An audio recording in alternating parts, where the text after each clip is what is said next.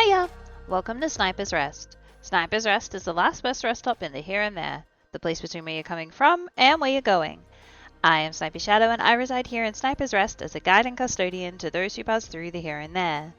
I visit the worlds within the multiverse often, but I am always here to guide and care for travelers such as yourself that pass through the here and there. Welcome, my friend. I hope your week has been productive and filled with plenty of moments to rest. Please take a rest here before continuing your journey. Today we continue reading the series of short stories by H.P. Lovecraft. Last week we read The Silver Key. This week we will be continuing with Randolph Carter's tale in the sequel, Through the Gates of the Silver Key. This one was co-authored by H.P. Lovecraft and E. Hoffman Price between 1932 and 1933. It was first published in the July 1934 issue of Weird Tales, and it entered the public domain in 2007. Let's find out what happened to Randolph. Chapter 1. In a vast room hung with strangely figured arras and carpeted with Bokhara rugs of impressive age and workmanship, 4 men were sitting around a document-strewn table.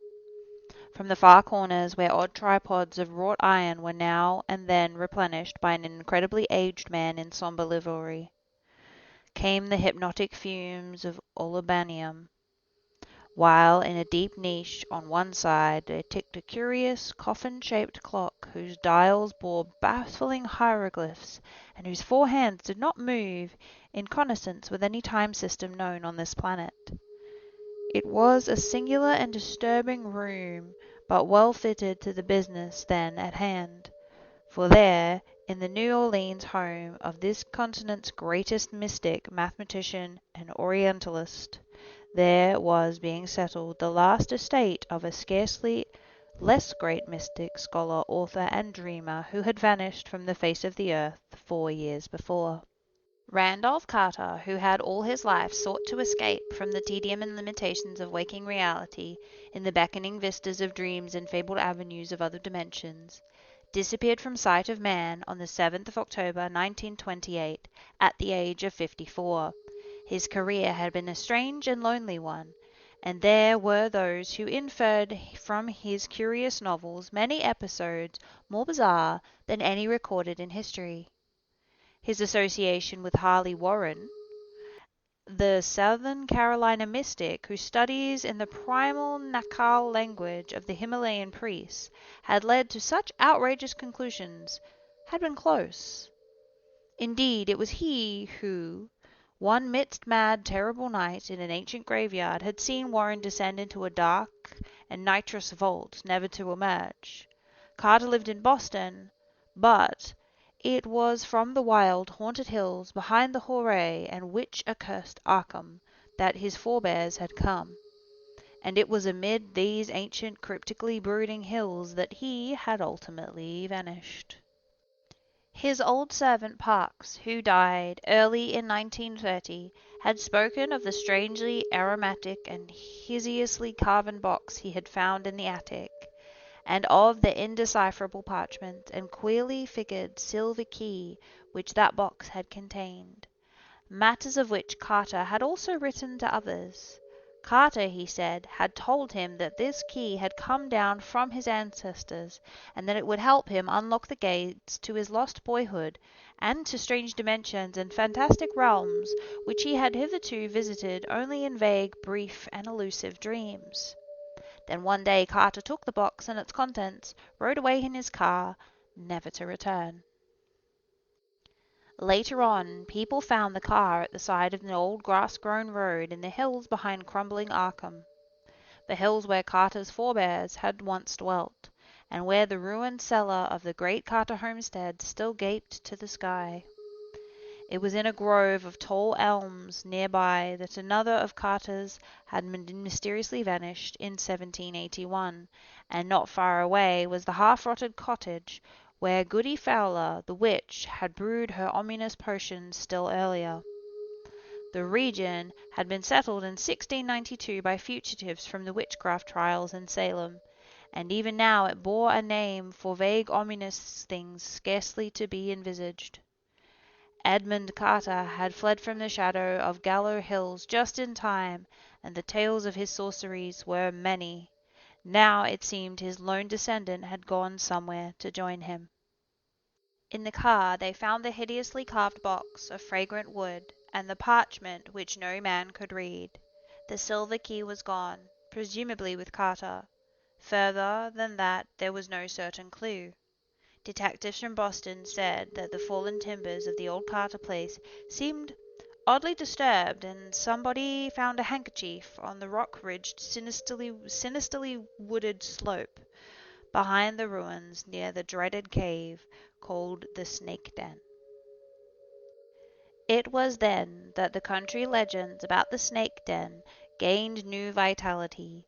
Farmers whispered of the blasphemous uses to which the old Edmund Carter the wizard had put that horrible grotto, and added later tales about the fondness which Randolph Carter himself had for it when he was a boy. In Carter's boyhood, the venerable gamble-roofed homestead was still standing and tenanted by his great-uncle Christopher. He had visited there often and had talked singularly about the snake den. People remembered what he had said about a deep fissure and an unknown inner cave beyond, and speculated on the change he had shown after spending one whole memorable day in the cavern when he was 9. That was in October, too, and even after that he had seemed to have an uncanny knack for prophesying future events. It had rained late in the night that Carter had vanished, and no one was quite able to trace his footprints from the car. Inside the snake den was all amorphous liquid mud owing to the copious seepage. Only the ignorant rustics whispered about the prints they thought they spied in the great elms overhanging the road, and on the sinister hillside near the snake den, where the handkerchief was found. Who could pay attention to whispers that spoke of stubby little tracks like those which Randolph Carter's square-toed boots made when he was a small boy? It was a crazy notion, as that other whisper, that the tracks of old Benji Corey's peculiar heelless boot had met the stubby tracks on the road. Old Benjiah had been the Carter's hired man when Randolph was young, but he had died 30 years ago.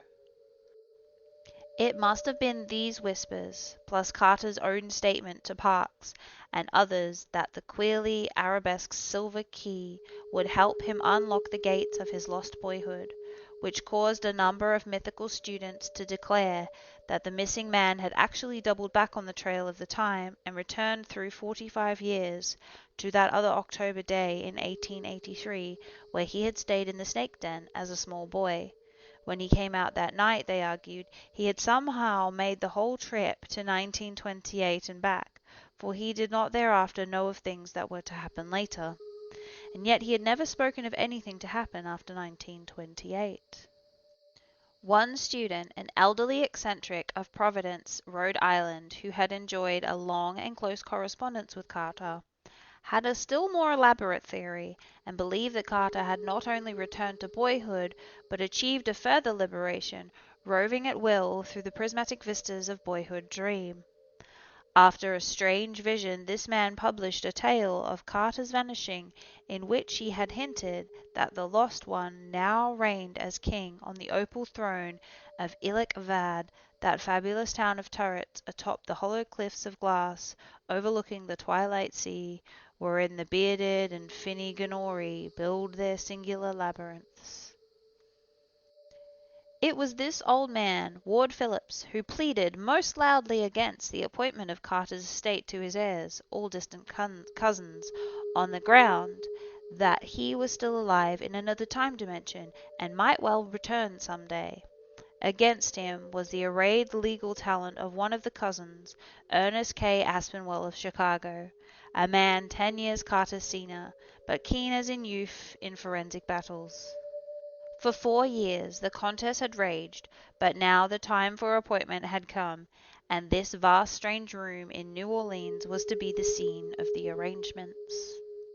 It was the home of Carter's literary and financial executor, the distinguished Creel, student of mysteries and Eastern antiquities, Antoine Laurent d'Imagine.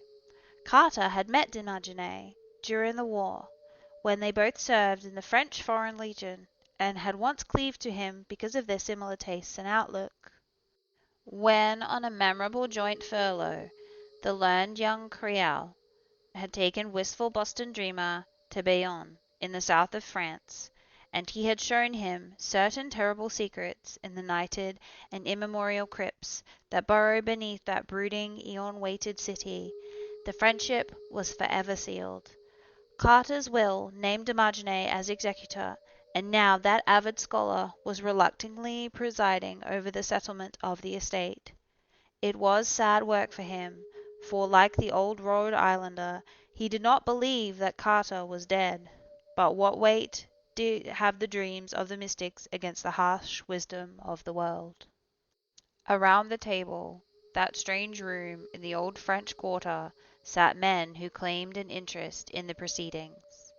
There had been the usual legal advertisements of the conference in papers wherever Carter's heirs were thought to live. Yet only 4 now sat listening to the abnormal ticking of that coffin-shaped clock which told no earthly time, and to the bubbling of the courtyard fountain beyond half-curtained, fan-lighted windows. As the hours wore on, the faces of the 4 were half-shrouded in the curling fumes from the tripod, which, piled recklessly with fuel, seemed to need less and less attention from the silent, gliding, and increasingly nervous old man.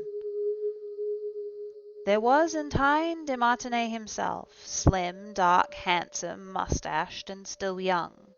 Aspinwell, representing the heirs, was white-haired, apoplectic-faced, side-whiskered, and portly. Phillips, the Providence mystic, was lean, grey, long-nosed, clean-shaven, and stoop-shouldered. The 4th man was non-committal in age, lean, with a dark, bearded, singularly immobile face of very regular contour, bound with the turban of a high-caste Brahmin, and having night-black, burning, almost irisless eyes which seemed to gaze out from a vast distance behind the features. He had announced himself as Swami Chandraputra, an adept from Benares, with an important information to give. Both de Martinet and Phillips, who had corresponded with him, had been quick to recognize the genuineness of his mystic presentations. His speech was oddly forced, hollow, and metallic, as if the use of English taxed his vocal apparatus, yet his language was as easy, correct, and idiomatic as a native Anglo-Saxon's. In general attire he was the normal European civilian, but his loose clothes sat peculiarly badly on him, while his bushy black beard, Eastern turban, and large white mittens gave him an air of exotic eccentricity. De Martinet, fingering the parchment found in Carter's car, was speaking. "No, I have not been able to make anything of the parchment. Mr. Phillips here also gives up. Colonel Churchward declared it is not Nekatal, and looks nothing like the hieroglyphics on that Easter Island war club. The carvings on that box, though, do strongly suggest Easter Island images. The nearest thing I can recall to these parchment characters. Notice how all the letters seem to hang down from the horizontal word bars. Is the writing in a book poor Harley Warren once had? It came from India while Carter and I were visiting him in 1919, and he would never tell us anything about it, and said it would be better if we didn't know, and hinted that it might have come originally from some other place other than the earth. He took it with him in December, as he went down into the vault in that old graveyard, but neither nor he nor the book ever came back to the surface again. Some time ago I sent our friend there, the Swami Chandraputra, a memory sketch of some of those letters and a photostatic copy of Carter's parchment. He believes he may be able to shed light on them after certain references and consultations. But the key, Carter sent me a photograph of that. It is a curious arabesque that were not letters, but seem to have belonged to the same cultural traditions as the parchment. Carter always spoke of being on the point of solving the mystery, though he never gave details. Once he gave an almost poetic speech about the whole business. The antique silver key, he would say, would unlock successive doors that bar out free march down the mighty corridors of space and time to the very border which no man has crossed since Shaddad, with his terrific genius, built and concealed in the sands of Arabia Petraea the prodigious domes and unaccounted for marionettes in the thousand pillared Arim. Half-starved dervishes, wrote Carter, and thirst-crazed nomads have returned to tell of that monumental portal and of the hand that is sculpted above the keystone of the ark, but no man has passed and retraced his steps to say that his footprints on the garnet-strewn sands within bear witness to his visit. The key, he surmised, was that for which the Cyclopean structure hand vainly grasps. Why Carter didn't take the parchment as well as the key, we cannot say. Perhaps he forgot it, or perhaps he forebode to take it through recollection of one who had taken the book-like characters into the vault and never returned. Or perhaps it really was immeritable to what he wished to do. As D'Margenais paused, old Mr. Phillips spoke in a harsh and shrill voice. All we know of Randall Carter's wandering, only what we dream. I have been to many strange places in dreams. I have heard many strange and significant things in all far beyond the river Scakai. It does not appear that the parchment was needed. For certainly Carter re-entered the world of his boyhood dreams and is now the king in Ekek Vlad.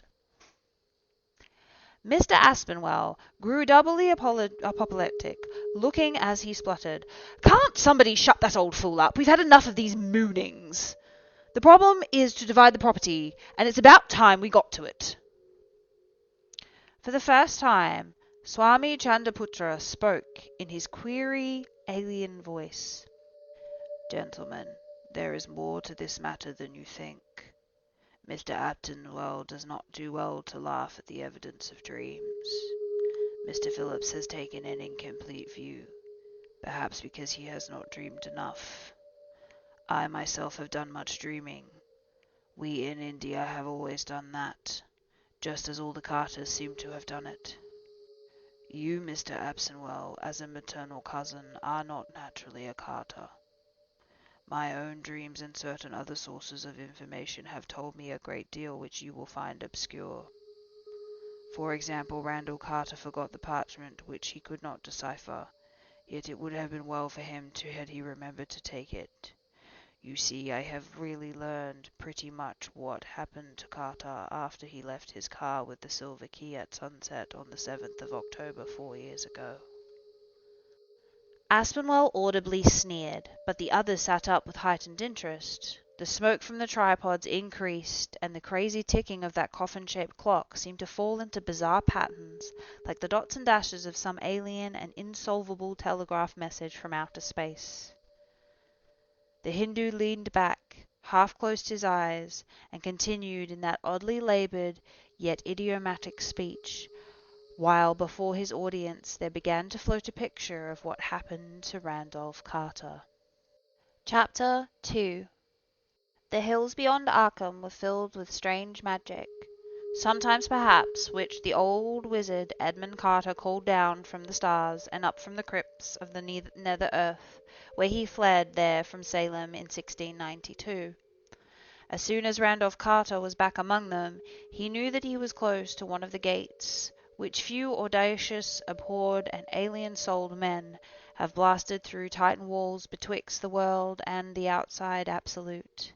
Here he felt, on the day of this year, he could carry out with success the message that he had deciphered months before from the arabesques of the tarnished and incredibly ancient silver key.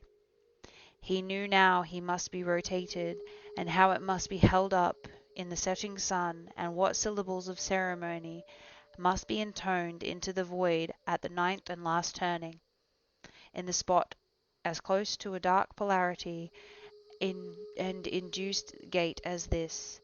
It could not fail in its primary functions. Certainly he would rest that night in the lost boyhood for which he had never ceased to mourn. He got out of the car with the key in his pocket, walking uphill deeper and deeper into the shadowy core of that brooding, haunting countryside of winding road, vine-grown stone wall, black woodland, gnarled neglected orchard, gaping windows, deserted farmhouse, and nameless ruins. At the sunset hour, when the distant spires of Kingsport gleamed in the ruddy blaze, he took the key out and made the needed turnings and intonations. Only later did he realize how soon the ritual had taken effect.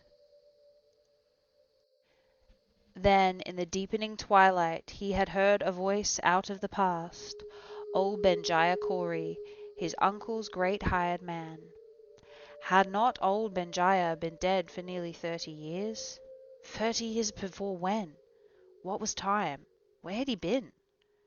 Why was it strange that Benjaya should be calling to him on the 7th of October, 1883? Was he not out later than Aunt Martha had told him to stay? Was this key in his vast pocket, where his little telescope, given to him by his father on his 9th birthday too much before, ought to be? He had found it in the attic at home. Would it unlock the mystic pylon which his sharp eye had traced amidst the jagged rocks at the back of the inner cave behind Snake Den on that hill? Was that the place they had always coupled with Edmund Carter the wizard? People wouldn't go there, and nobody but him had ever noticed or squirmed through the root-choked fissure to that black inner chamber with the pylon. Whose hands had carved that hint of pylon out of the living rock? Old Wizard Edmund's, or others that he had conjured up and commanded?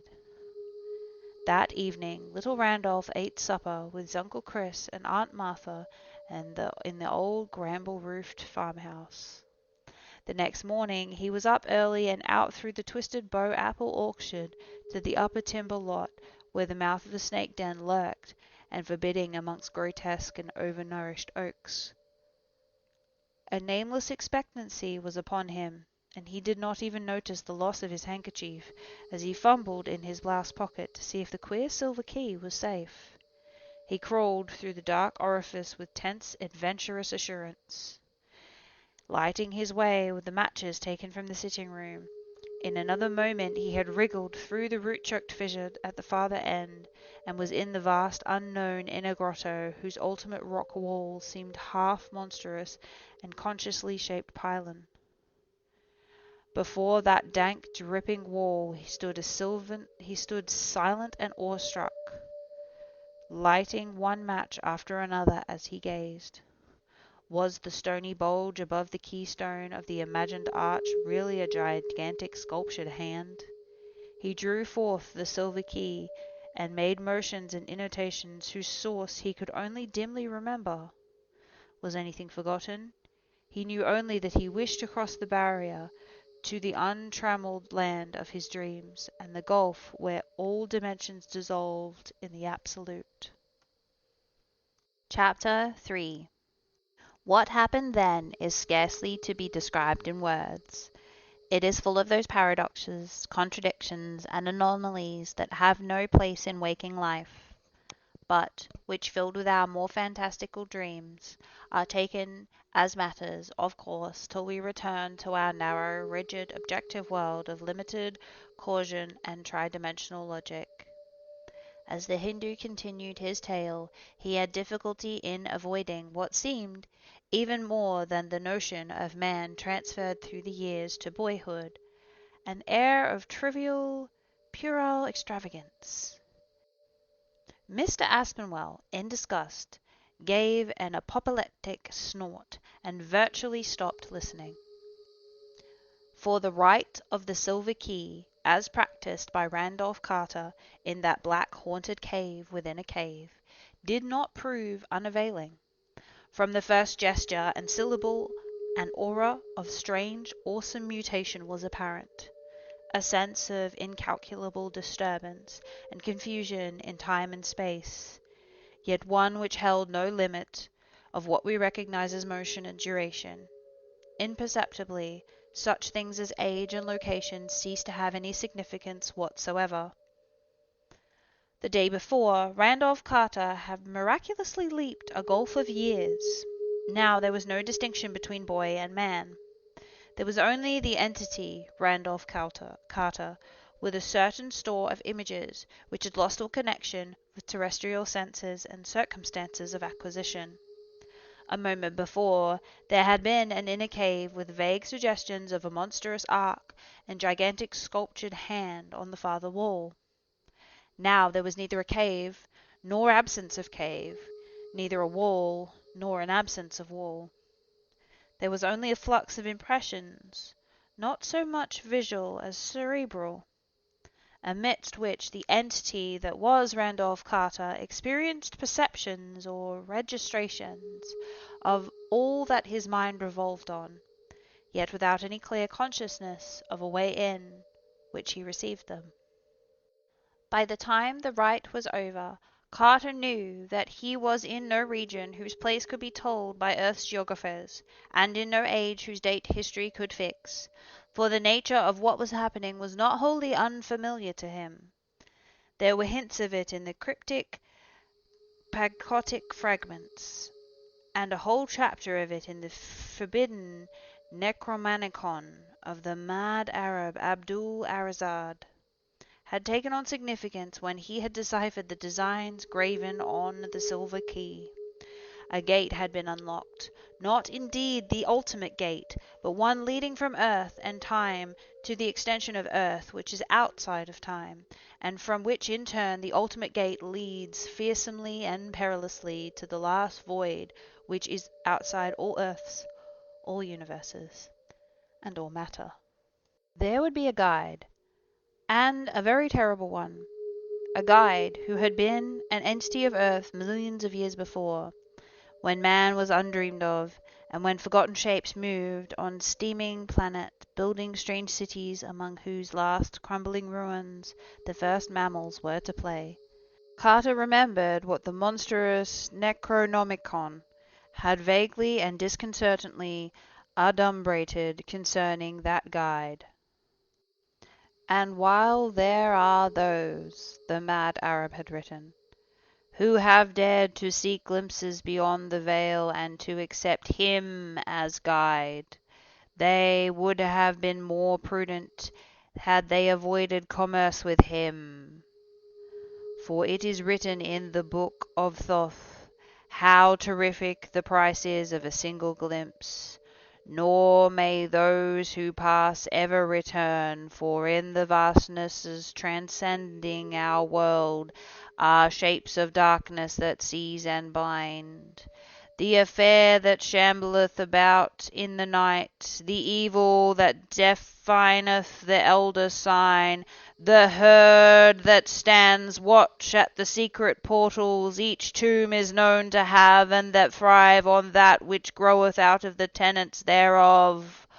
All these blackness are lesser than he who guardeth the gateway, he who will guide the rash one beyond all the worlds into the abyss of unnameable devourers.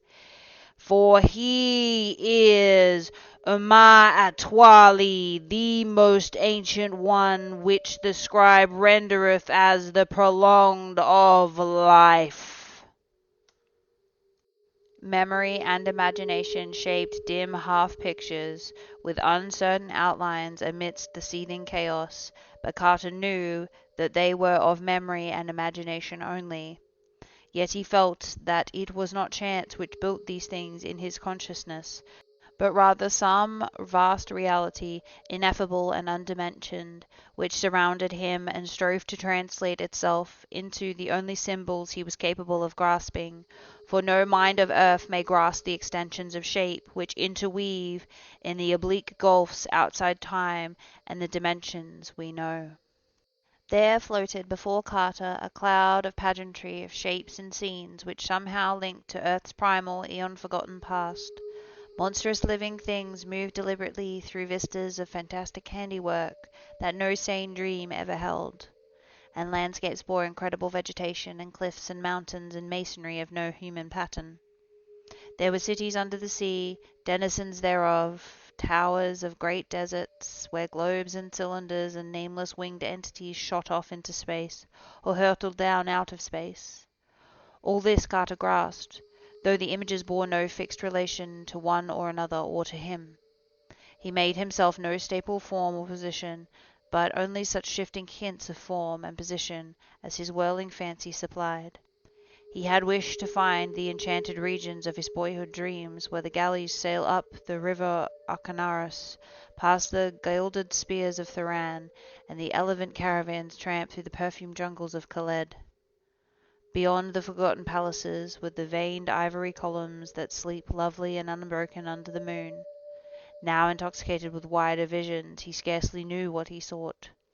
Thoughts of infinite and blasphemous daring rose in his mind, and he knew he would face the dreaded guide without fear, asking monstrous and terrible things of him.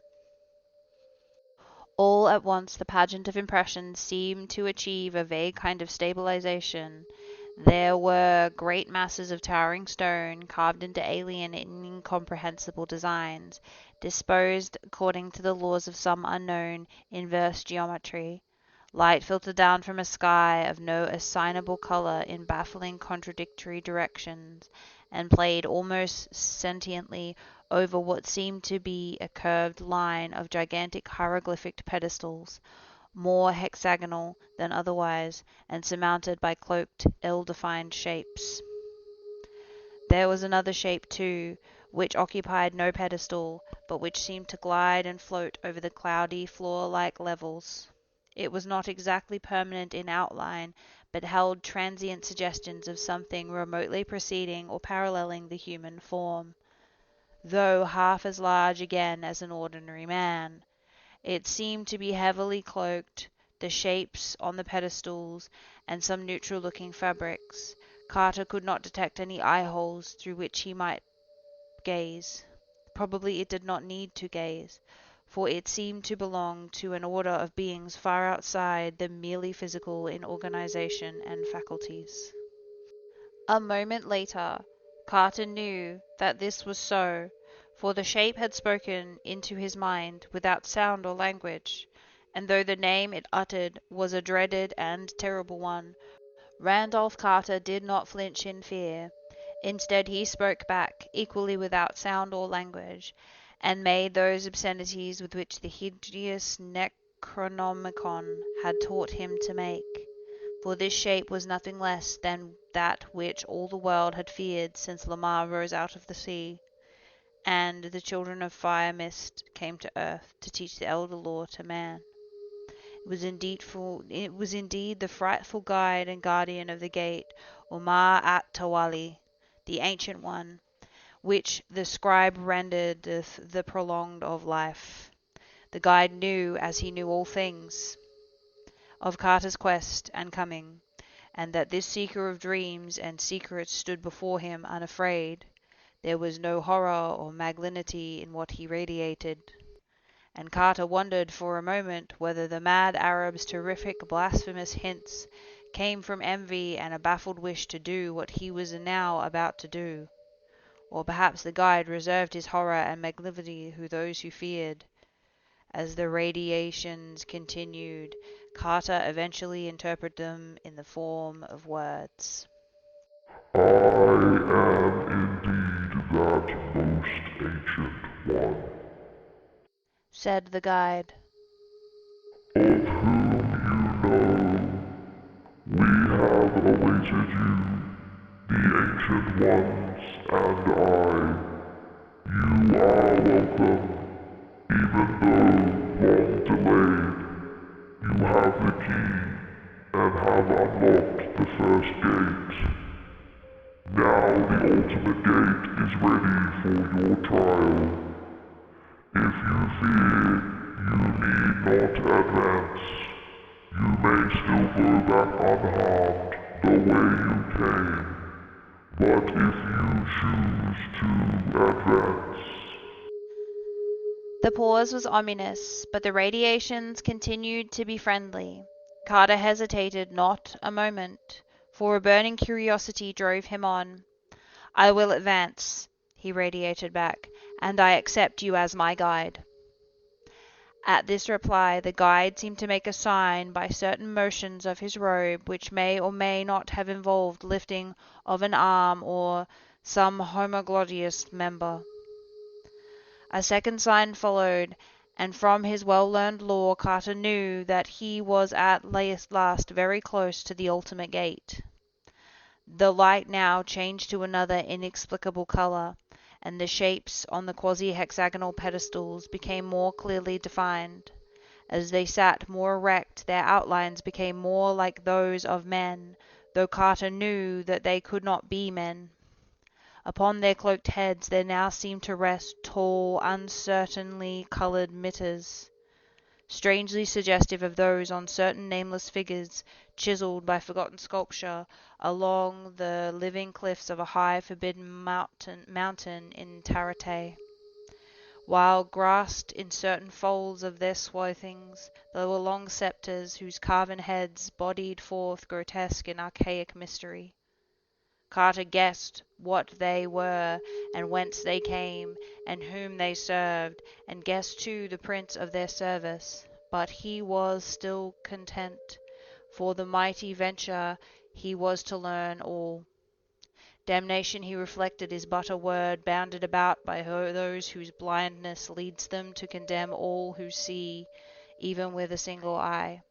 He wondered at the vast conceit of those who had babbled of malignant ancient ones, as if they could pause from their everlasting dreams to wreak a wrath on mankind, as well as the thought might a mammoth pause to visit frantic vengeance on an angleworm.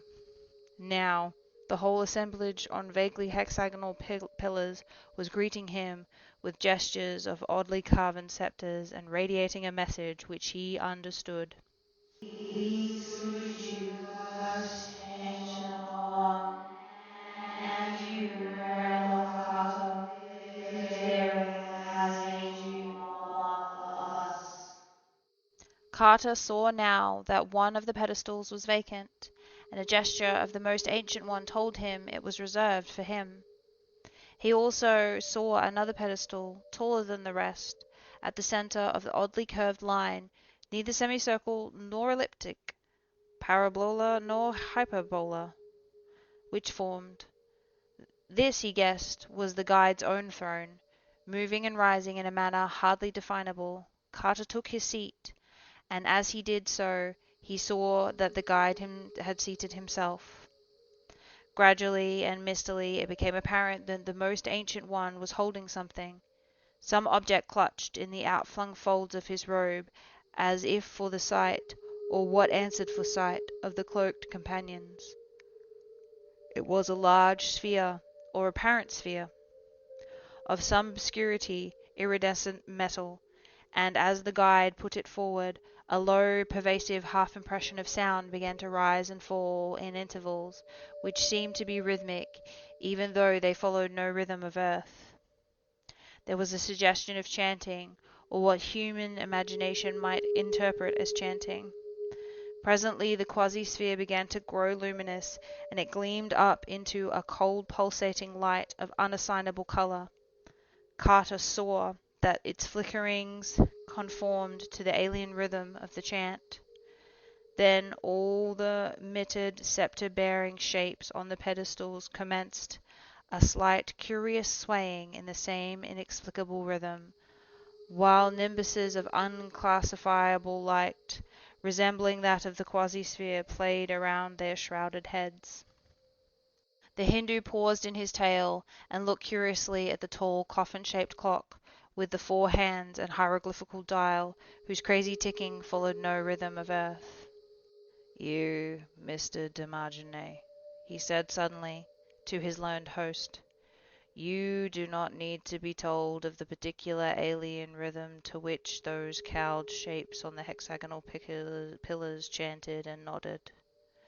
You are the only one else in America who has had a taste of the outer extension.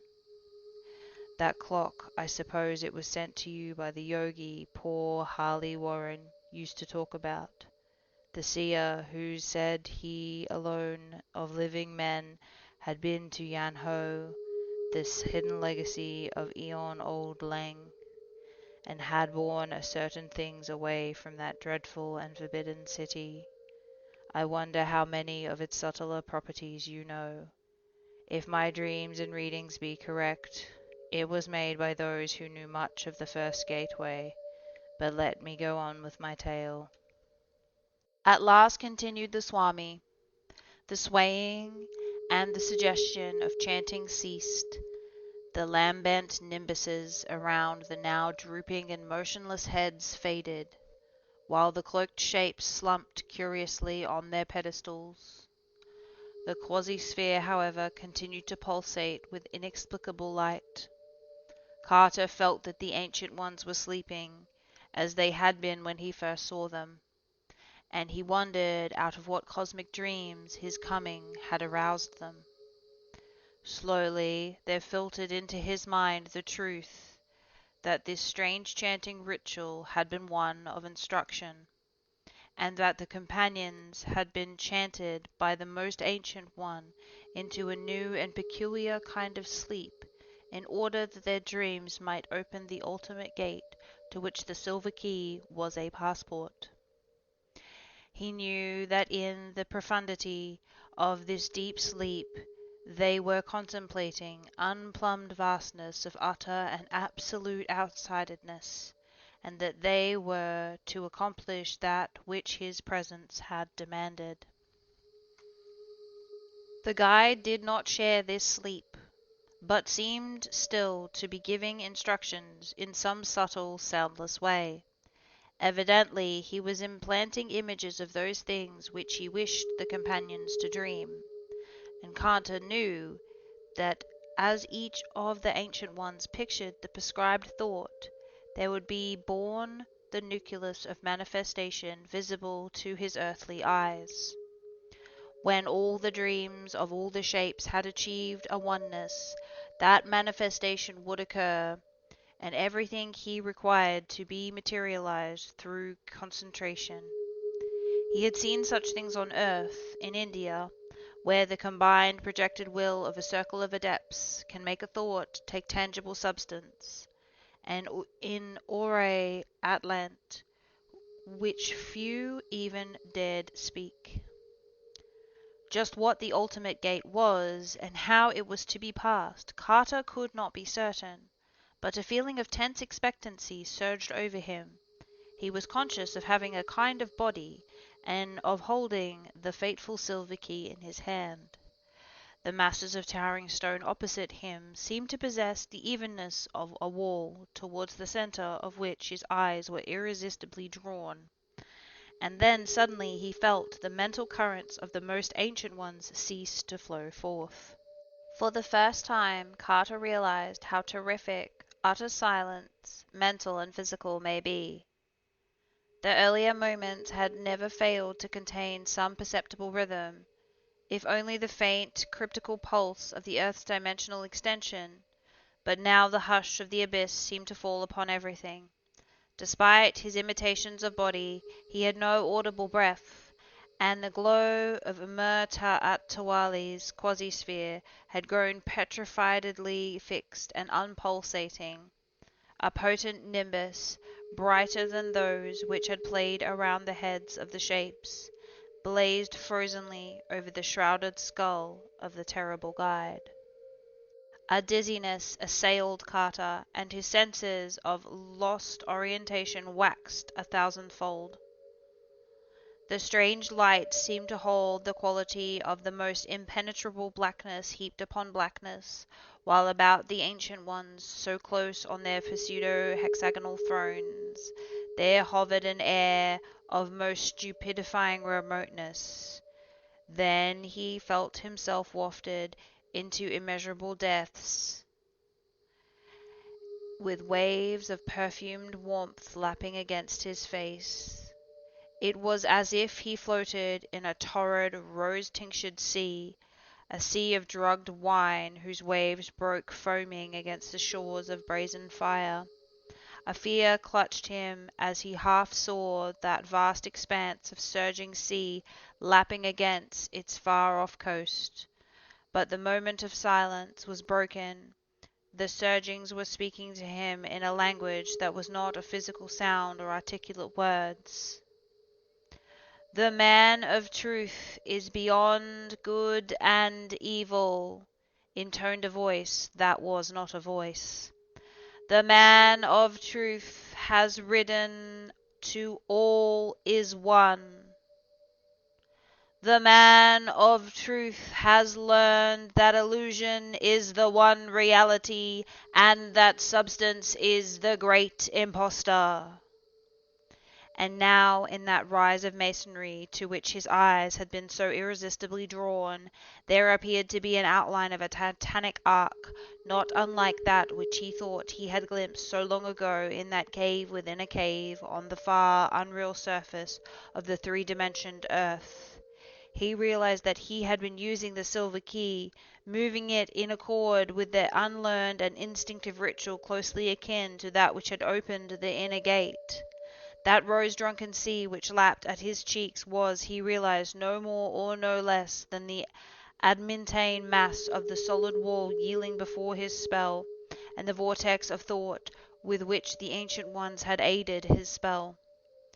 Since, guided by instinct and blind determination, he floated forwards and through the ultimate gate.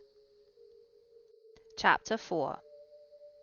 Randolph Carter's advance through that cyclopean bulk of masonry was like a dizzy precipitation through the measureless gulfs between the stars. From a great distance he felt a triumph, godlike surges of deadly sweetness, and after the rustling of great wings and impressions of sound like chirpings and murmurings of objects unknown on earth or in the solar system, glancing backwards, he saw not one gate alone, but a multiplicity of gates, at some of which clamoured forms he strove not to remember. And then suddenly he felt a greater terror than that which any forms could give, a terror from which he could not flee, because it was connected with himself. Even the first gateway had taken something of stability from him, leaving him uncertain about his bodily form, and about his relationship to the mistily defined objects around him, but it had not disturbed his sense of unity. He had still been Randolph Carter, a fixed point in the dimensional seething. Now, beyond the ultimate gateway, he realized in a moment of consuming fright that he was not one person, but many persons. He was in many places at the same time. On Earth, on October 7, 1883, a little boy named Randolph Carter was leaving the snake den in hushed evening light and running down the rocky slope through the twisted bowed orchard towards his Uncle Christopher's house in the hills beyond Arkham.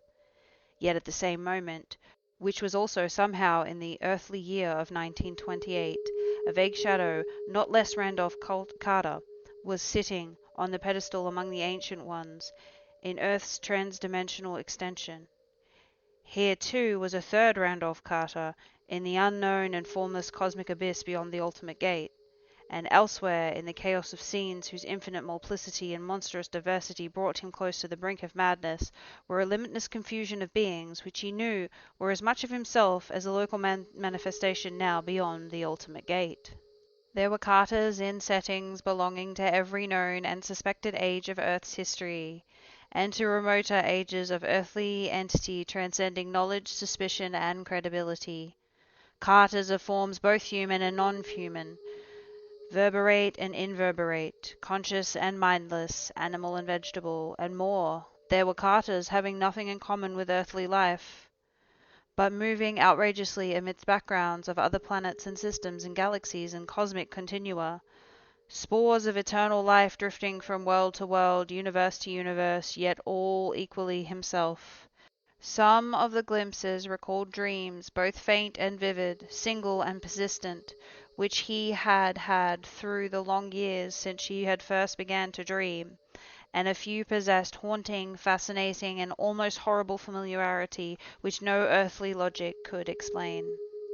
Faced with this realization, Randolph Carter reeled in the clutch of supreme horror, horror such as had not been hinted even at the climax of that hideous night when the two had ventured into the ancient and abhorred necropolis under the waning moon, and only one had emerged. No death, no doom, no anguish can arouse the surpassing despair which flows from a loss of identity. Merging with nothingness is peaceful oblivion, but to be aware of existence and yet to know that one is no longer a definite being distinguished from other beings, that one is no longer a self, that is the nameless summit of agony and dread. He knew that there had been a Randolph Carter of Boston, yet could not be sure whether he, the fragment or the facet of the entity beyond the ultimate gate, had been that one or some other.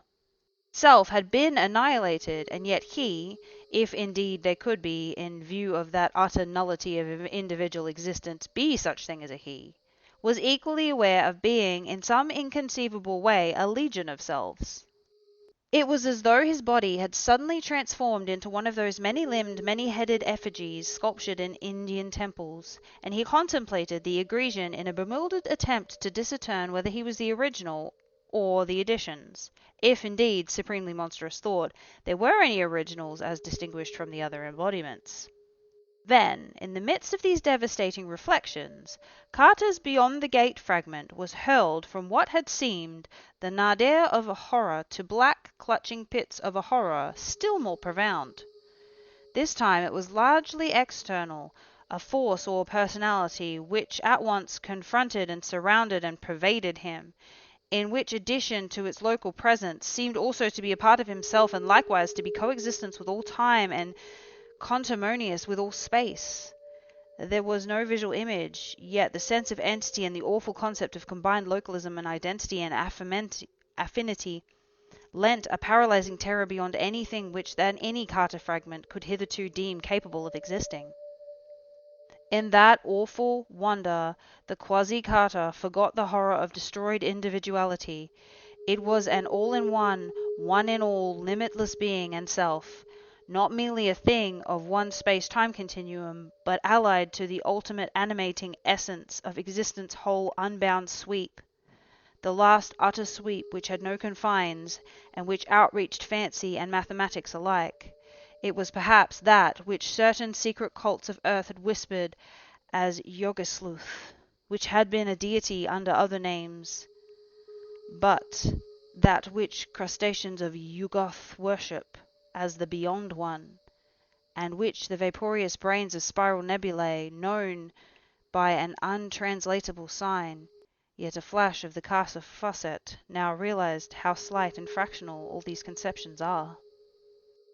And now the being was addressing the Carter facet, in the prodigious waves of smote and burned and thunderous, a concentration of energy that blasted its recipient with the well-nigh unendured violence, and that paralleled in an unearthly rhythm that curious swaying of the ancient ones and the flickering of the monstrous light in that baffling region beyond the first gate.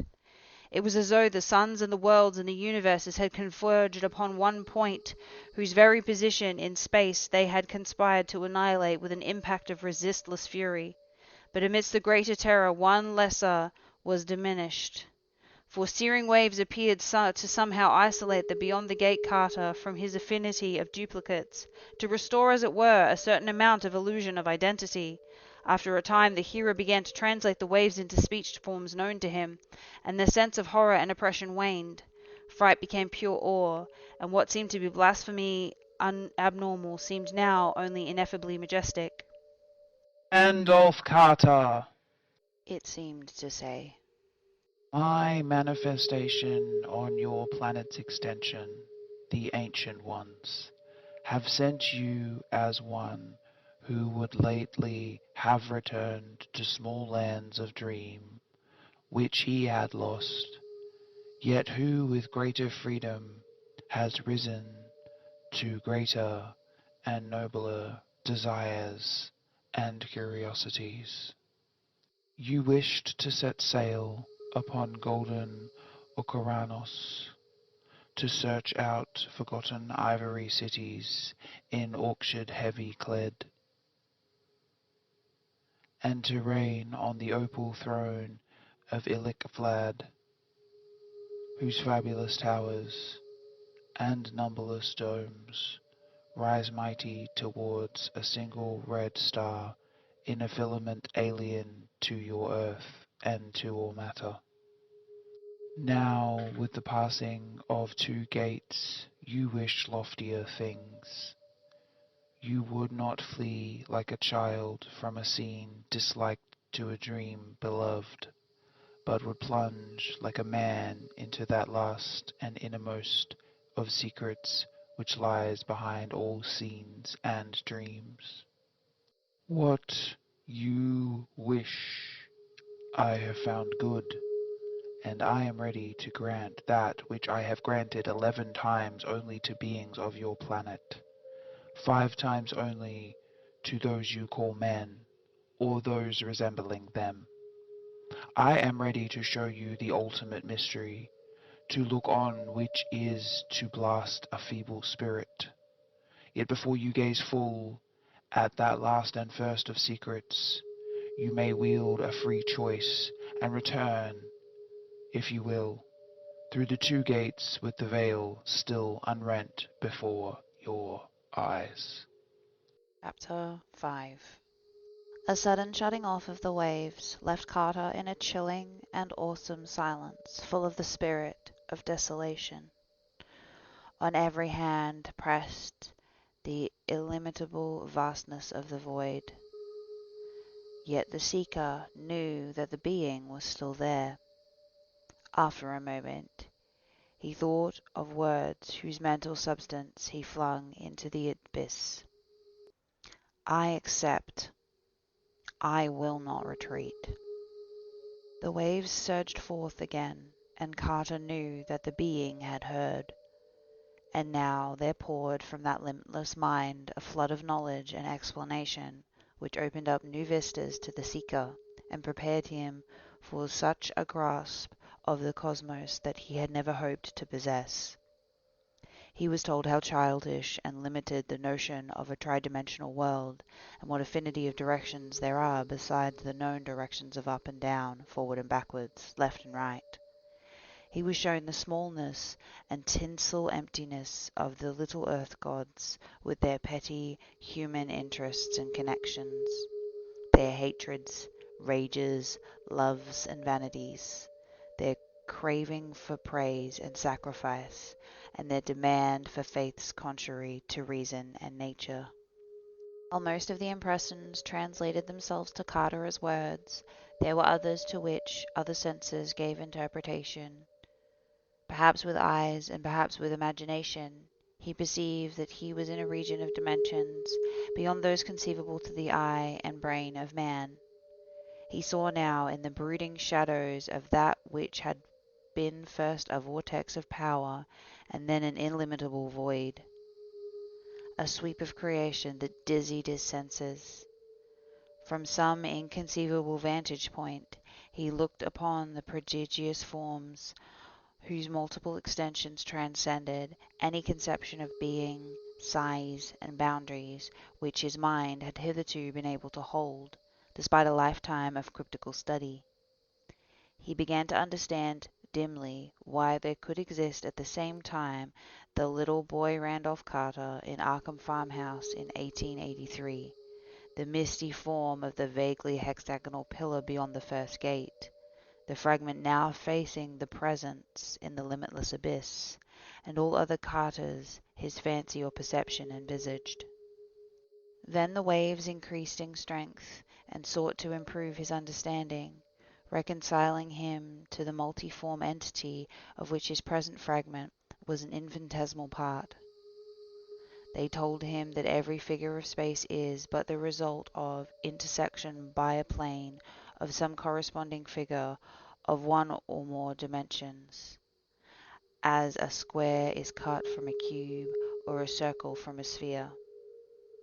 The cube and sphere of 3 dimensions are thus cut from corresponding forms of 4 dimensions, which men know only through guesses and dreams.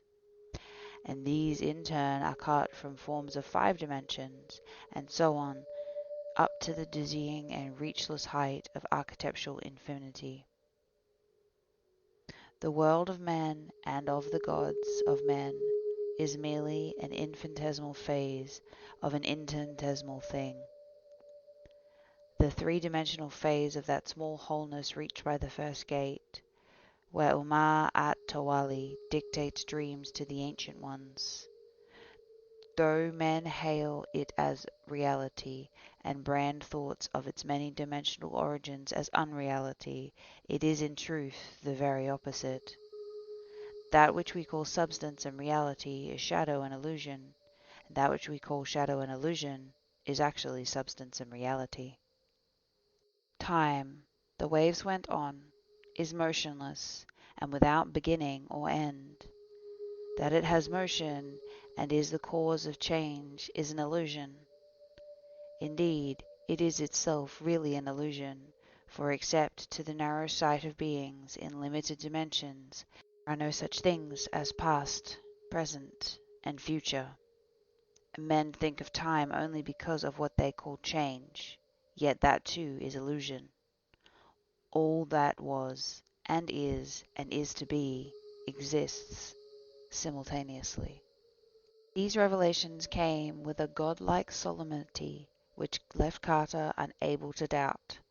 Even though they lay almost beyond his comprehension, he felt that they must be true in the light of that final cosmic reality which belies all local perspectives and narrow partial views. And he was familiar enough with profound speculations to be free from the bondage of local and partial conceptions. Had his whole quest not been based upon a faith in the unreality of the local and partial? After an impressive pause, the waves continued, saying that what the denizens of few-dimensioned zones call change is merely a function of their consciousness, which views the external world from various cosmic angles. As the shapes produced by the cutting of the cone seem to vary with the angles of cutting, being circle, ellipse, parabola, or hyperbola according to that angle, yet without any change in the cone itself. So do the local aspects of an unchanged and endless reality seem to change with the cosmic angle of regarding. To this variety of angles of consciousness, the feeble beings of the inner worlds are slaves, since with rare exception they cannot learn to control them. Only a few students of forbidden things have gained inklings of this control, and have thereby conquered time and change. But the entities outside the gates command all angles, and view the myriad of parts of the cosmos in terms of fragmentary change involving perspective, or of the changeless totality beyond perspective, in accordance with their will. As the waves paused again, Carter began to comprehend, vaguely and terrifiedly, the ultimate background of that riddle of lost individuality which had first so horrified him. His institution pieced together the fragments of revelation and brought him closer and closer to a grasp of the secret. He understood that much of the frightful revelation would have come upon him, splitting up his ego amongst myriads of earthly counterparts. Inside the first gate, had not the magic of Ma at Tawali kept it from him in order that he might use the silver key with precision for the ultimate gate's opening. Anxious for clearer knowledge, he sent out waves of thought, asking more of the exact relationship between his various facets. The fragment now beyond the ultimate gate, the fragment still on the quasi-hexagonal pedestal beyond the first gate, the boy of 1883, the man of 1928, the various ancestral beings who had formed his heritage and the bulwark of his ego, and the nameless denizens of other eons and other worlds which that first hideous flash of ultimate perception had identified with him. Slowly the waves of the being surged out in reply, trying to make plain what was almost beyond the reach of an earthly mind. All descended lines of beings of the finite dimensions, continued the waves, and all stages of growth in each one of these beings are merely manifestations of one's archetypal and eternal being in the space outside of dimensions. Each local being, son, father, grandfather, and so on, and each stage of individual being, infant, child, boy, man, is merely one of the infinite phases of that exact same archetypal and eternal being, caused by a variation in the angle of the consciousness plane which it cuts. Randolph Carter at all ages, Randolph Carter and all his ancestors, both human and pre-human, terrestrial and pre-terrestrial, all these were only phases of one ultimate eternal Carter, outside space and time, phantom projections of differentiated only by the angle at which the plane of consciousness happened to be cut, the eternal archetype in each case. A slight change of angle could turn the student of today into the child of yesterday, could turn Randolph Carter into a wizard, Edmund Carter who fled from Salem to the hills behind Arkham in 1692, or that Pickman Carter who in the year 2169 would use strange means in repelling the Mongol hordes from Australia, could turn a human Carter into one of those earlier entities which had dwelt in the primal Hyperborea and worshipped black plastic Tugasaga after flying down from Cathalamil, a double planet which once revolved round Arcturus, could turn a terrestrial Carter to a remotely ancestral and doubtfully shaped dweller on Cathamal itself, or a still remoter creature of transgalactic Strononi, or a four-dimension gaseous conscious in an older space-time continuum, or a vegetable brain of future on a dark, radioactive comet of inconceivable orbit, and so on in an endless cosmic cycle. The archetypes, throb the waves, are the people of the ultimate abyss, formless, ineffable, and guessed only by a rare dreamer on the low-dimensional worlds. Chief among such was this informing being itself, which was indeed Carter's own archetype. The glutless zeal of Carter and all his forebears for forbidden cosmic secrets was a natural result of a derivation from the supreme archetype. On every world, all great wizards, all great thinkers, all great artists are facets of it. Almost stunned with awe, and with a kind of terrifying delight, Randolph Carter's consciousness did homage to that transcendent entity from which it derived. As the waves paused again, he pondered the mighty silence, thinking strange tributes, stranger questions, and stranger requests.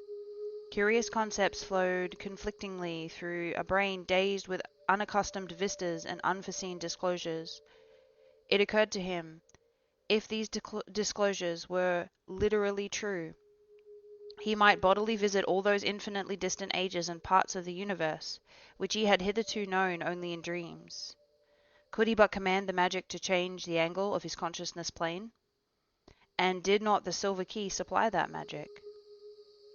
Had it not first changed him from a man in 1928 to a boy in 1883, and then into something quite outside time?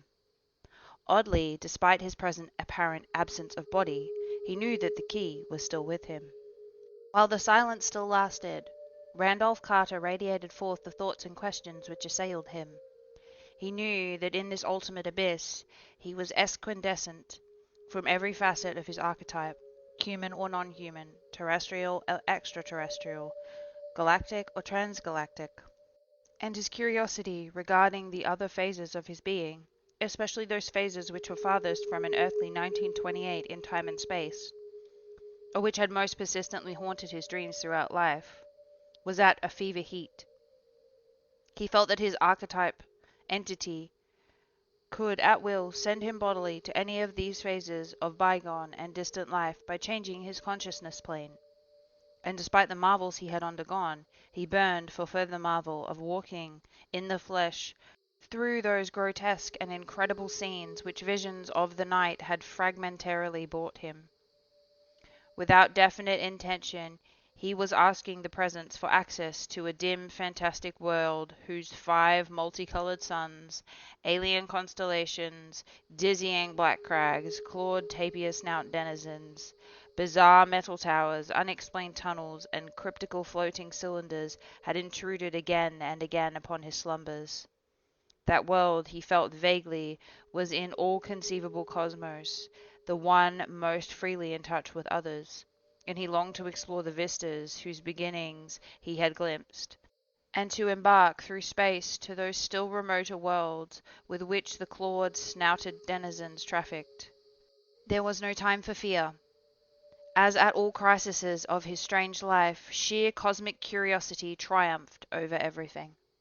When the waves resumed their awesome pulsing, Carter knew that his terrible request was granted. The being was telling him of the nighted gulfs through which he would have to pass, of the unknown quintuple star in an unsuspected galaxy around which the alien world revolved, and of the burrowing inner horrors against which the clawed, snouted race of that world perpetually fought. It told him, too, of how the angle of his personal consciousness plane and the angle of his consciousness plane regarding the space-time element of the sought-for world would have to be tilted simultaneously in order to restore to that world the Carter facet which has dwelt here. The presence warned him to be sure of his symbols if he ever wished to return from the remote and alien world he had chosen, and he radiated back an impatient affirmation, confident that the silver key which he had felt was with him, which he knew had tilted both world and personal planes in throwing him back to 1883, contained those symbols which were meant. And now the being, grasping his impatience, signified its readiness to accomplish the monstrous precipitation.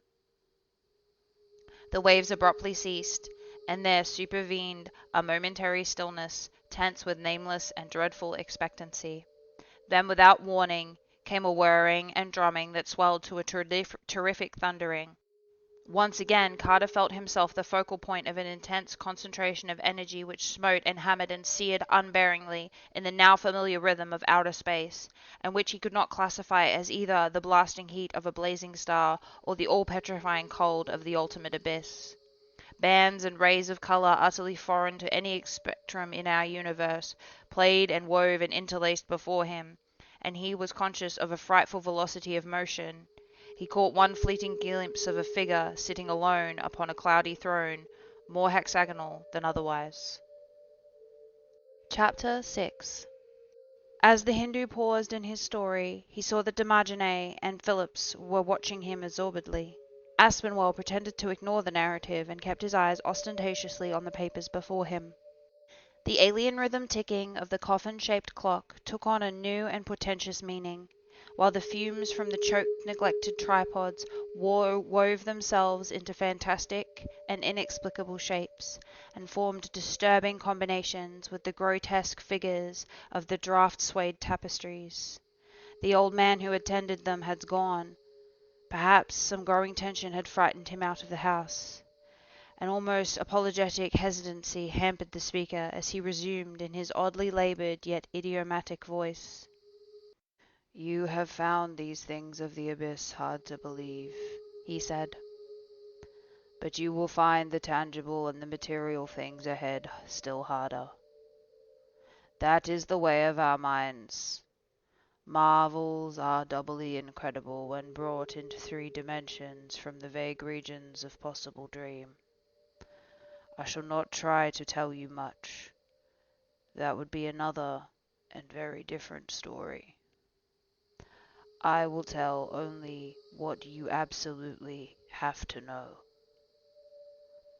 Carter, after the final vortex of alien and polychromatic rhythm, had found himself in what for a moment he thought was his old insistent dream. He was, as many a night before, walking amidst the throngs of clawed, snouted beings through the streets of a labyrinth of inexplicably fashioned metal under a blaze of diverse solar colour, and as he looked down he saw that his body was like those of the others, rugose, partly squamorous, and curiously articulated in a fashion mainly insect-like, and yet not without a cartoonish resemblance to the human outline. The silver key was still in his grasp, though held by a noxious-looking claw. In another moment the dream sense vanished, and he rather felt as one just awakened from a dream. The ultimate abyss, the being, the entity of absurd, outlandish race called Randolph Carter on a world of the future not yet born. Some of these things were parts of the persistent, recurrent dreams of the wizard Zaguba on the planet Yadith. They were too persistent. They interfered with his duties in weaving spells to keep the frightful dolls in their burrows, and became mixed up in the recollections of the myriad real worlds that he had visited in light beam envelopes. And yet now they become quasi-real as never before. This heavy material silver key in his right upper claw, exact image of the one he had dreamt about, meant no good. He must rest and reflect, and consult the tablets of Neging for advice on what to do. Climbing a metal wall in a lane off the main concourse, he entered his apartment and approached the rack of tablets. 7 day fractions later, Zaguba squatted in his prism in awe and half despair, for the truth had opened up a new and conflicting set of memories. Never more could he know the peace of being one entity. For all time and space he was two. Zaguba, the wizard of Yadith, disgusted with the thought of the repellent earth mammal Carter that he was to be, and had been, and Randolph Carter of Boston on the earth, shivering with fright at the clawed, snouted thing which he had once been, and had become again. The time units spent on Yadith, croaked the Swami, whose laboured voice was beginning to show signs of fatigue, made the tale in themselves which could not be related in brief compass. There were trips to Stroni and Marutha and Kaf and other worlds in the 28 galaxies accessible to the light beam envelopes of creatures of Yadith, and trips back and forth through eons of time with the aid of the silver key and the various other symbols known to the Yadith's wizards. There were hideous struggles with the bleached viscous dolls in the primal tunnels of that honeycombed the planet. There were awed sessions in the libraries amongst the massed lore of tens of thousands of worlds, living and dead. There were tense conferences with the minds of other Yadith, including the arch-ancient Buo. Zaguba told no one of what had befallen his personality, but when the Randolph Carter facet was uppermost, he would study furiously every possible means of returning to the earth and to human form, and would desperately practice human speech with the alien throat organs so ill adapted to it. The Carter facet had soon learned with horror that the silver key was unable to effect his return to human form. It was, as he deduced, too late from things he remembered, things he dreamed, and things he inferred from the lore of the Yadith, a product of the Hyperborea on Earth. With the power over the personal consciousness angles of the human beings alone, it could, however, change the planetary angle and send the user at will through time in an unchanged body. There had been an added spell which gave it limitless powers it otherwise lacked, but this too was a human discovery, peculiar to a spatiality unreachable region, and not to be duplicated by the wizards of Yadith. It had been written on undecipherable parchment in a hideous cavern box with the silver key, and Carter bitterly lamented that he had left it behind. But now inaccessible being of the abyss had warned him to be sure of his symbols, and had doubtless thought he lacked nothing. As time wore on, he strove harder and harder to utilize the monstrous lore of Yadith in finding a way back to the abyss and the omnipotent entity. With his new knowledge, he could have done much towards reading the cryptic parchment, but that power, under present conditions, was merely ironic. There were times, however, when the Zaguba facet was uppermost, and when he strove to erase the conflicting Carter memories which troubled him. Thus long spaces of time wore on, ages longer than the brain of man could grasp, since the beings of Yadith die only after prolonged cycles. After many hundreds of revolutions, the Carter facet seemed to gain on the Zaguba one, and would spend vast periods calculating the distance of Yadith in space and time from the human Earth that was to be. The figures were staggering, eons of light years beyond counting. But the immemorial law of the Yadith fitted Carter to grasp such things. He cultivated the power of dreaming himself momentarily earthwards, and then learned many things about our planet that he had never known before. But he could not dream the needed formula on the missing parchment. Then, at last, he conceived a wild plan of escape from Yadith, which began when he found a drug that would keep his Zaguba facet always dormant, yet without dissolution of the knowledge and memories of Zaguba. He thought that his calculations would let him perform a voyage with a light wave envelope, such as no beings of the Yadith had ever performed. A bodily voyage, through the nameless eons and across incredible galactic reaches to the solar system and the Earth itself.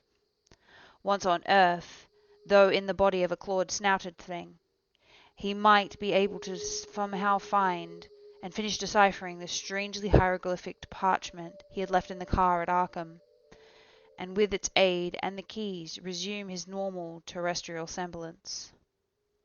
He was not blind to the perils of the attempts. He knew that when he had brought the planet angled to the right eon, a thing impossible to do while hurtling through space, Yadith would be a dead world, dominated by triumphant dolls, and that his escape in the light wave envelope would be a matter of grave doubt. Likewise, he was aware of how much he must achieve suspended animation in the manner of an adept to ensure that the eon-long flight through fathomless abysses. He knew, too, that, assuming his voyage succeeded, he must immunize himself to the bacteria and other earthly conditions hostile to a body from Yadith. Furthermore, he must provide a way of feigning human shape on Earth until he might recover and decipher the parchment and resume that shape in truth. Otherwise, he would probably be discovered and destroyed by people in horror as a thing that should not be. And there must be gold, luckily obtainable on Yadith, to tide him over on that period of quest. Slowly, Carter's plan went forward. He provided a light-wave envelope of abnormal toughness, able to stand both prodigious time transition and unexampled flight through space. He tested all his calculations and sent forth his earthward dreams again and again, bringing them as close as possible to 1928. He practiced suspended animation with marvelous success. He discovered just the bacterial agent he needed and worked out the varying gravity stress which he must become used to. He artfully fashioned a waxen mask to consummate enable him to pass among men, and devised a doubly potent spell with which to hold back the dolls at the moment of his starting back from the dead, black Yadith of the inconceivable future. He took care, too, to assemble a large supply of drugs, unobtainable on Earth, which would keep his Zaguba facet in abeyance until he might shed his Yadith body, nor he neglected a small store of gold for earthly use. The starting day was a time of doubt and apprehension. Carter climbed up to his envelope platform on the pretext of sailing for a triple star, Nithon, and crawled into the sheath of shining metal. He had just room to perform the ritual of the silver key, and then he did slowly started the levitation of his envelope. There was an appalling seething and darkening of the day and a hideous racking of pain. The cosmos seemed to reel irresponsibly, and other constellations danced in a black sky. All at once Carter felt a new equilibrium. The cold of interstellar gulfs gnawed at the outside of his envelope, and he could see that he floated free in space, the metal building from which he had started having decayed years before. Below him the ground was festering with gigantic dolls, and even as he looked, one reared up several hundred feet and levelled a bleak, vicious end at him. But his spells were effective, and in another moment he was falling away from Yadith unharmed. Chapter 7. In that bizarre room in New Orleans from which the old servant had instinctively fled, the odd voice of Swami Chandraputra grew hoarser still. "Gentlemen," he continued, "I will not ask you to believe these things until I have shown you special proof. Accept it then as a myth when I tell you of the thousands of light years, thousands of years of time, and uncounted billions of miles that Randolph Carter hurtled through space as a nameless alien entity in a thin envelope of electron-activated metal.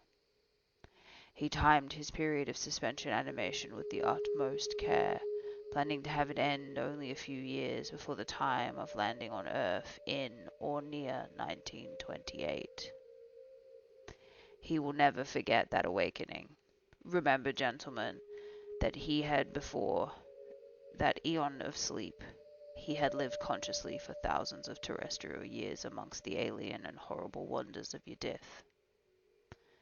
There was a hideous gnawing of cold and a cessation of menacing dreams, and a glance through the eye plates of the envelope, stars, clusters, nebulae, on every hand. At their last their outlines bore some kinship to the constellations of Earth that he knew. Some day his descent into the solar system may be told. He saw Kanaf and Yagoth on the rim.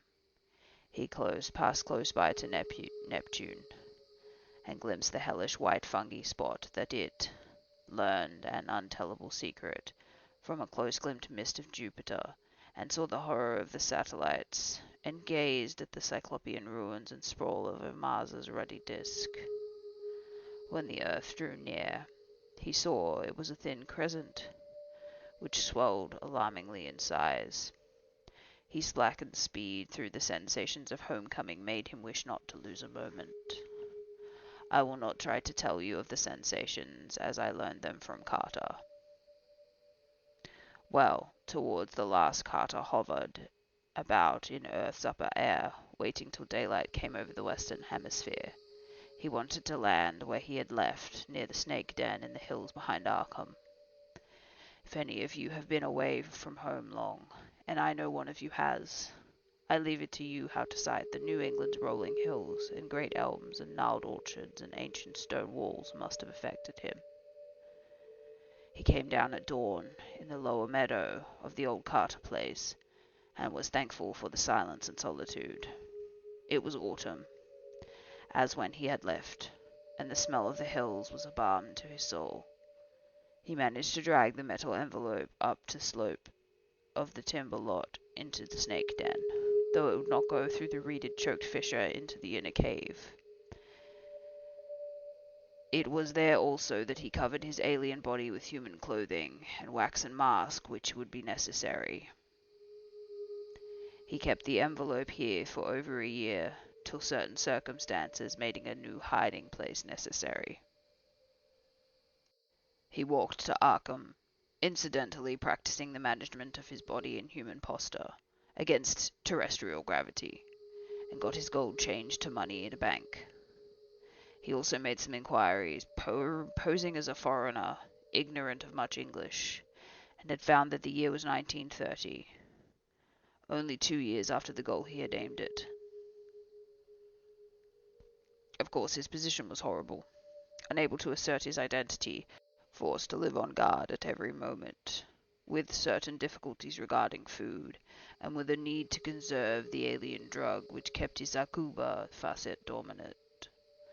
He felt that he must act as quickly as possible, going to Boston and taking a room in the decaying West End, where he could live cheaply and inconspicuously, as he once established inquiries concerning Randolph Carter's estate and effects. It was then that he learned how anxious Mr. Aspinwell here was to have the state divided, and how valiantly Mr. de Martinet and Mr. Phillips strove to keep it intact. The Hindu bowed, though no expression crossed his dark, tranquil face. Indirectly, he continued, Carter secured a good copy of the missing parchment, began working on its deciphering.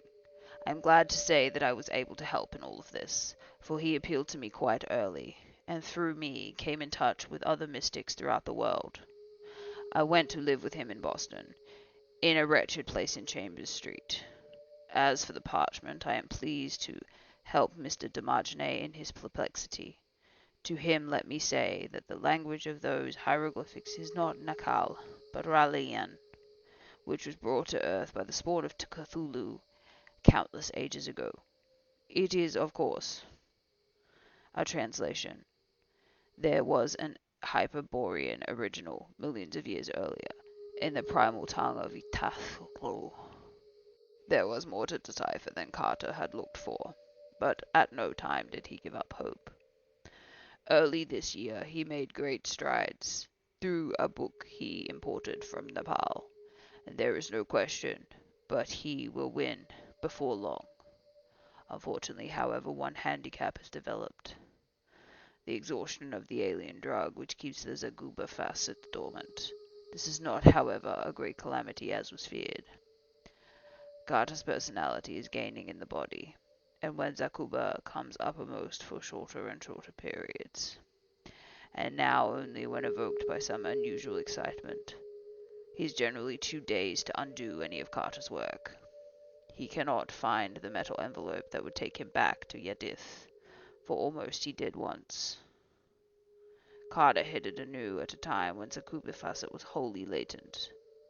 All the harm he has done to frighten a few people and create certain nightmare rumors along the poles and the Lithianiuses of Boston's West End. So far he has never injured the careful disguise prepared by the Carter facet, though sometimes he throws it off, so that parts have to be replaced. I have seen what lies beneath. It is not good to see. A month ago, Carter saw the advertisement of this meeting, and knew he must act quickly to save his estate. He could not wait to decipher the parchment and resume his human form. Subsequently, he debuted me to act for him. Gentlemen, I say to you that Randolph Carter is not dead. He is temporarily in anomalous condition, but that within 2 or 3 months, all the outside he will be able to appear in proper form and demand the custody of his estate. I am prepared to offer proof if necessary. Therefore, I beg that you will adjourn this meeting for an indefinite period. Chapter 8. De Margenay and Phillips stared at the Hindu as if hypnotized, while Aspinwell emitted a series of snorts and bellows. The old attorney's disgust had by now surged into open rage, and he pounded the table with an apoplectically veined fist. When he spoke, it was a kind of a bark. "How long is this foolery to be borne? I have listened an hour to this madman, this faker. And now he has the damned effrontery to say Randolph Carter is alive. Ask us to propone the settlement for no good reason. Why don't you throw this scoundrel out, de Margenay? Do you mean to make us all the butts of this charlatan or idiot?" De Margenay quietly raised his hand and spoke softly. "Let us think, slowly and clearly. This has been a very singular tale, and there are things in it which I, as a mystic, not altogether ignorant, recognize as far from impossible. Furthermore, since 1930, I have received letters from the Swami which tally this account." As he paused, old Mr. Phillips ventured a word. "Swami Chandraputra spoke of proofs. I too recognize much that is significant in this story, and I have myself many oddly corroborative letters from the Swami during the last 2 years. But some of these statements are very extreme. There is not something tangible which can be shown." At last the impassive-faced Swami replied, slowly and hoarsely, and drawing an object from the pocket of his loose coat as he spoke. "While none of you here have ever seen the silver key itself, Messrs. de Margenay and Phillips have seen photographs of it. Does this look familiar to you?" Fumblingly laid on the table with his large, white-mittened hand a heavy key of tarnished silver. nearly 5 inches long, of unknown and utterly exotic workmanship, and covered from end to end with hieroglyphics of the most bizarre description. Demagene and Phillips gasped. "That's it!" cried Demagene. "The camera doesn't lie. I couldn't be mistaken." But Aspinwell had already launched a reply. "Fools! What does this prove? If that really is the key that belonged to my cousin, it's up to this foreigner to explain how he got it. Randolph Carter vanished with the key 4 years ago. How do we know he wasn't robbed and murdered? He was half crazy himself and in touch with still crazier people. Look here, where did you get that key? Did you kill Randolph Carter?" The Swami's features, abnormally placid, did not change, but the remote, irisless black eyes behind them blazed dangerously as he spoke with great difficulty. "Please control yourself, Mr. Aspinwell. There is another form of proof that I could give, but its effect upon everybody would not be pleasant. Let's be reasonable. Here are some papers obviously written since 1930 and in unmistakable style of Randolph Carter." He clumsily drew a long envelope from inside his loose coat and handed it to the spluttering attorney as Demagene and Phillips watched with chaotic thoughts and dawning feelings of supernatural wonder. "Of course, the handwriting is almost illegible, but remember that Randolph Carter has now no hands well adapted to forming human script." Aspinwell looked hurriedly through the papers and was visibly perplexed, but it did not change his demeanour. The room was tense with excitement and nameless dread, and the alien rhythm of the coffin-shaped clock had an utterly diabolical sound to Demagene and Phillips, though the lawyer seemed affected not at all. Aspinwell spoke again. "These look like clever forgeries. If they aren't, they may mean that Randolph Carter has been brought under the control of people with no good purpose. There's only one thing. Have this faker arrested. Demagene, will you telephone the police?" "Let us wait," answered their host. "I do not think this case calls for the police. I have a certain idea. Mr. Aspinwell, this gentleman is a mystic of real attainments. He says that he is in confidence with Randolph Carter. Will it satisfy you if he can answer certain questions which could be answered only by one in such confidence? I know Carter and can ask such questions. Let me get a book which I think will make a good test." He turned towards the door to the library. Phillips dazedly followed in a kind of automatic way. Aspinwell remained where he was, studying closely the Hindu who confronted him with abnormally impassive face. Suddenly, Chandraputra clumsily restored the silver key to his pocket, and the lawyer emitted a guttural shout. "Hey, by heaven! I've got it! This rascal is in disguise. I don't believe he's an East Indian at all. That face isn't a face but a mask. I guess his story put that into my head, but it's true. It never moves, and that turban and the beard hide the edges. This fellow's a common crook. He isn't even a foreigner. I've been watching his language. He's a Yankee of some sort. And those mittens. He knows his fingerprints could be spotted. Damn you, I'll pull that thing off." "Stop." The hoarse, oddly alien voice of the Swami held a tone beyond all mere earthly fright. "I told you there was another form of proof I could give if necessary, and I warned you not to provoke me to it. This red-faced old meddler is right. I'm not really an East Indian. This face is a mask, and covers what is not human. You others have guessed. I felt it minutes ago. It would not be pleasant if I took this mask off. Let alone Ernest. I may as well tell you that I am Randolph Carter." No one moved. Aspinwell snorted and made vague motions. Demagene and Philip, across the room, watched the workings of the red face and studied the back of the turbaned figure that confronted him. The clock's abnormal ticking was hideous, and the tripod fumes and swaying arras danced a dance of death. The half-choking lawyer broke the silence. "No, you don't, you crook! You can't scare me! You've reason for your own not for wanting that mask off. Maybe we'd know who you are. Off with it!" As he reached forward, the Swami seized his hand with one of his own clumsy mittened members, evoking a curious cry of mixed pain and surprise. Dharmajane started towards the two, but paused confused as the pseudo-Hindu's shout of protest changed to a wholly inexplicable rattling and buzzing sound. Aspinwell's red face was furious, and with his free hand he made another lunge at his opponent's bushy beard.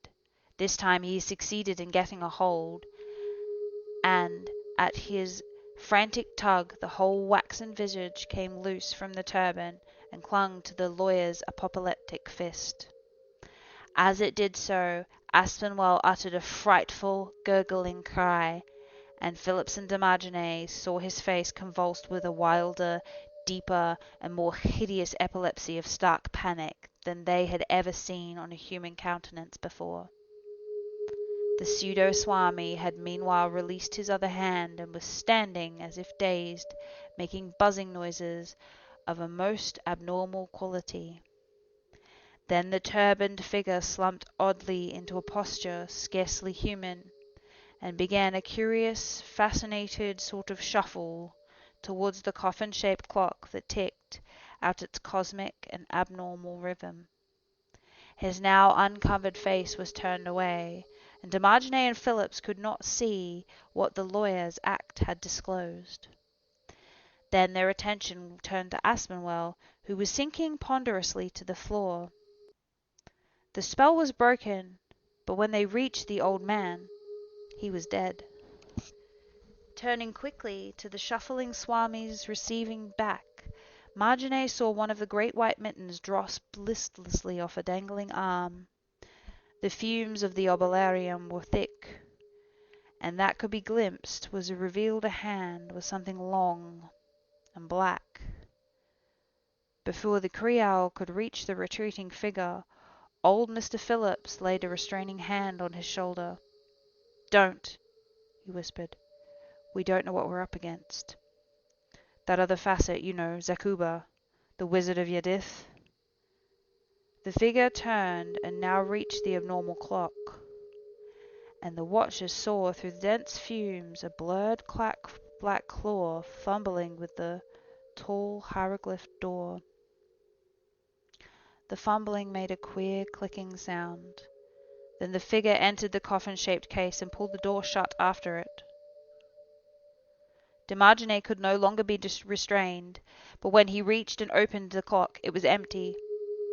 The abnormal ticking went on, beating out the dark, cosmic rhythm which underlies the mystical gate openings. On the floor, the great white mitten and the dead man with the bearded mask clutched in his hand had nothing further to reveal. A year passed, and nothing had been heard of Randolph Carter. His estate was still unsettled. The Boston address from which one Swami Chandraputra sent inquiries to various mystics in 1930, 31, and 32 was indeed tenanted by a strange Hindu, but he left shortly before the date of New Orleans conference and had never been seen since. He was said to be dark, expressionless, and bearded, and his landlord thinks the swathi mask, which is duly exhibited, looks very much like him. He was never, however, suspected of any connection with the nightmare apparitions whispered of by the locals. The hills behind Arkham were searched for the metal envelope, but nothing of the sort was ever found. However, a clerk in Arkham's First National Bank does recall a queer, turbaned man who cashed an odd bit of gold bullion in October 1930. Dharmajane and Phillips scarcely know what to make of the business. After all, what was proved? There was a story, there was a key, which might have been forged from one of the pictures Carter had freely distributed in 1928. There were papers, all indecisive. There was a masked stranger, but who now living saw behind that mask. Amidst the strain and the Oblanium fumes, that active vanishing in the clock might have easily been a dual hallucination. Hindus know much about hypnotism. The reason proclaims the Swami a criminal with designs on Randolph Carter's estate, but the autopsy said that Aspinwall had died of shock.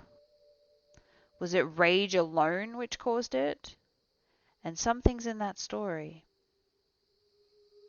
In a vast room hung with strangely figured iris and filled with Albanian fumes, Atene Lorette d'Imagine often sits listening with vague sensations to the abnormal rhythm of that hieroglyphed, coffin-shaped clock. The end. That concludes our tale for this week, my friend. Please return next week and we will continue with another short story by H.P. Lovecraft. If you wish to rest some more, please find a space that suits you. Whether you curl up by the fire, partake in some food and beverages in our kitchen, take a nap in one of our many rooms, or take a stroll around the garden, please know you are always welcome at Sniper's Rest, my friend. If you are continuing your journey, the multiverse is a variety of interesting portals for you to explore. To the north, with your lover brutally murdered and sent to hell in a horrible ritual, you must battle against enemies both real and in your mind, to descend the depths of hell and retrieve your lover's soul. To the west, humanity trashed Earth and bailed out to Mars. Only a few folks remain, and you're one of them. Work your way through the post-apocalyptic wastelands to reunite with your family and build your village into something great again. To the east, welcome to Post-Apocalyptia. You emerge from the depths. Your partner is dead and your kid is gone. Everything is a mess and you need to find out what happened, who stole your kid, and a dog. Well, maybe you'll make some friends along the way. And if you are making your own way out there, good luck, my friend, wherever you end up. Wherever you come from and wherever you're going, thank you for spending some time here with us at Sniper's Rest. Remember to take care of yourself, be kind to others, hydrate, take a moment to look out into the world and marvel at how incredible it all is. How incredible you are, friend. Until next time, please take care on your way.